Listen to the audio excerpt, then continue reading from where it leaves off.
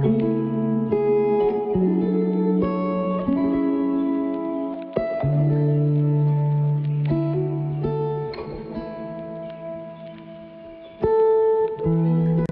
Everyone, welcome to my channel. আজকে হচ্ছে সরস্বতী পুজো, আর এখন সকাল সকাল উঠে পড়েছি, একটু বেরোবো। তবে তার আগে ঘরে পুজোটা করে নিয়ে বেরোবো। আজকে তোমাদের দেখাবো সরস্বতী পুজো আমি ছোট্টর মধ্যে বাড়িতে কি করে করছি। আজকে ভাবলাম ইন্ডিয়া থেকে আনা এই কুর্তির সেটটা পরি, আর পুজোর জন্য শাখা পলাগুলোও বের করেছি।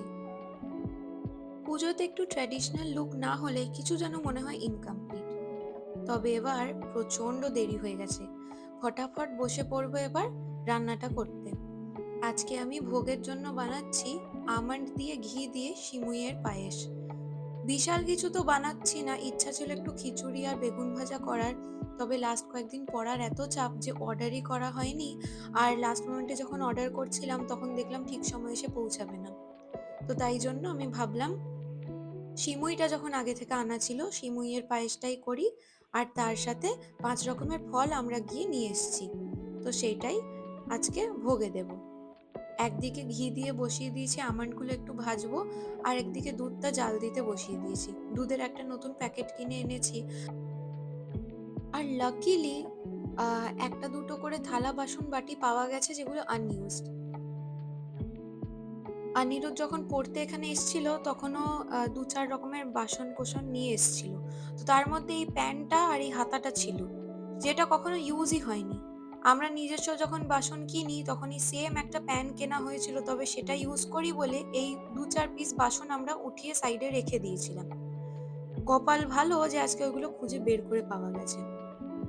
আর তার সাথেই পাওয়া গেছে এই দুধ জাল দেওয়ার আরেকটা বাসন। তো লাকিলি আমাদের কাছে ১-২টো করে বেরিয়ে গেছে নতুন বাসন, যেগুলো আমরা এমার্জেন্সিতে রেখে দিয়েছিলাম। কখনো ভাবিনি যে এগুলো ভোগের জন্য ইউজ করব, বাট যেহেতু নতুন বাসন আর ৩-৪ রকমের প্লেটও আছে যেগুলো স্টোর করা রয়েছিল। তাই কপাল ভালো এখন আর কিনতে হয়নি, কারণ কিনতে হলে আমাদের যেহেতু ঘরটা এখন ছোট আমাদের কাছে আর জায়গা নেই রাখার। তো এই নতুন ২-৪ পিস বাসন দিয়ে অ্যাডজাস্ট করতে হবে। তবে ভালোই হলো, এইগুলো ইউজ করে আবার এগুলোই উঠিয়ে রাখবো, পরের বছরও এগুলোতেই আমি রান্না করব। যেহেতু আমাদের কাছে 1 বেডরুম অ্যাপার্টমেন্ট, স্পেসটা আমাদের কাছে খুব কম, তাই ইচ্ছা থাকলেও সবকিছু কিনে রাখা যায় না। এই ২-৩ রকমের বাসন দিয়েই কাজ চালিয়ে নিতে হবে। তাই ভাবলাম ঠাকুর নিশ্চয়ই বুঝবে যে মনে আমার খুবই ইচ্ছা পুজো করার। পরিষ্কার মনে পুজো করাটাই তো বেশি ইম্পর্টেন্ট, তাই না বলো? একদিকে মায়ের পুজো করছি, আরেকদিকে লোকের খারাপ করছি, তা করেই বা কি লাভ? পরিষ্কার মনে পুজো করাটা তো অনেকটাই ভালো, তাই না? সেই ভেবেই আজকে ভাবলাম এরম ভাবে একটু অ্যাডজাস্ট করি, আর কি করব। আর একটু বড় বাড়িতে শিফট করলে তখন পার্টিকুলার আলাদা একটা আমি বাসনের সেট কিনে তাহলে রাখতে পারবো।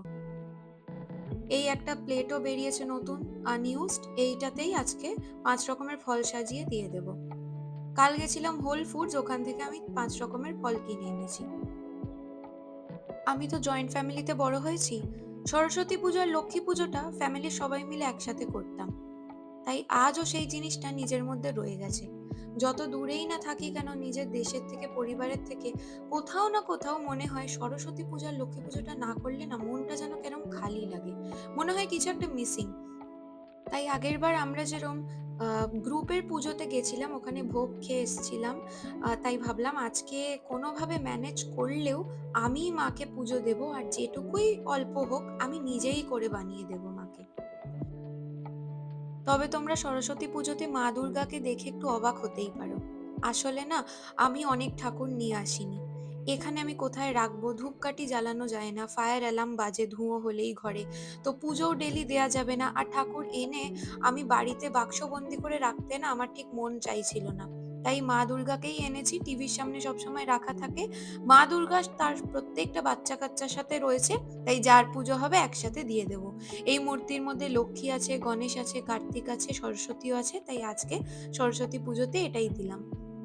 টিভিতে চালিয়ে নিয়েছি সরস্বতী পুজোর মন্ত্র, আর এই ক্যান্ডেলটা অনিরুদ্ধের অফিস থেকে পেয়েছিলাম। তো আমি তবে থেকে এই ক্যান্ডেলটাকে রেখে দিয়েছি এই ভেবেই যে যেদিন সরস্বতী পুজো হবে এই ক্যান্ডেলটা সেই দিনই প্রথম জ্বালাবো। দেখো, আমার ছোট্ট পুজোর মধ্যে ১০০ না ২০০টা খুঁত আছে যেটা আরো ভালো করা যেত। কিন্তু মনটা পরিষ্কার রেখে পুজো করেছি, কোনোভাবে অ্যাডজাস্ট করে, আমার কাছে সেটাই ইম্পোর্টেন্ট। নাহলে এই দেশে এসে পুজোগুলো করা বন্ধ করে দিলে আমাদের কালচার তো কোথাও একটা হারিয়েই যাবে, তাই না? অনেক বছর পর যখন এই ব্লগগুলো ফেরত দেখব, তখন আমরা আবার দেখব কিভাবে আমার ছোট্ট সংসারে কোনো রকমভাবে ম্যানেজ করে মা সরস্বতীর পুজো করেছিলাম ১ম বার। হয়ে গেছে পুজো, মাকে ভোগও দিয়ে দিয়েছি। এইবার কিছুক্ষণ পরে আমরা ভোগটা খাবো। তবে তার আগে আজকে তোমাদের একটু বাইরেটা দেখাই। লাস্ট ২-৩ দিন ধরে এত মেঘলা, রোদের একটা কিচ্ছু নেই।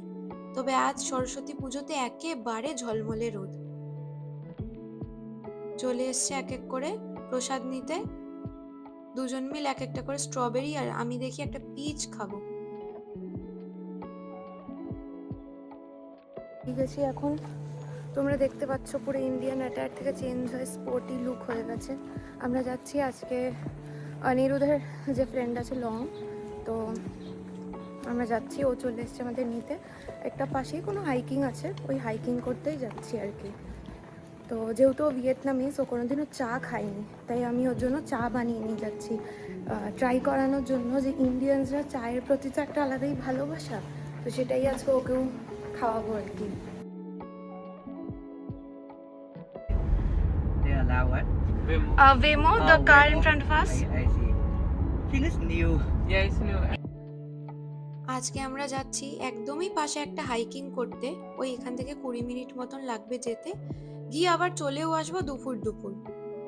এসে পড়াশোনা করব। তবে ভাবলাম সকালটা আর কি করা যায়? আমাদের বন্ধু যখন বলল যেতে, আর না করতে আর ইচ্ছা করল না। তাই সবাই মিলে চললাম হাইকিং করতে। একেবারেই পাশে। ২০ মিনিট মতন লাগবে, তো দেখতে না দেখতেই পৌঁছে গেলাম। আমাদের বন্ধু হচ্ছে ভিয়েতনামিজ।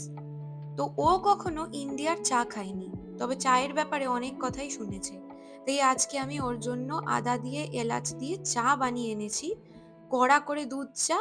ঠান্ডা ঠান্ডা এখন হাওয়া দিচ্ছে, ওপরে একেবারে হাইক করে উঠবো, ওইখানে গিয়ে আমরা চাটা খাবো। চায়ের সাথে অল্প কিছু একটু বাদাম স্ন্যাক্স সব এনেছি, একসাথে বসে খাবো, গল্প করব, এটাই তো মজা। প্রায় ওই ৪০-৫০ মিনিট মতন হেঁটে হেঁটে এই জায়গাটা পৌঁছেছি। তিনজনে এক এক কাপ এবার চা নেব।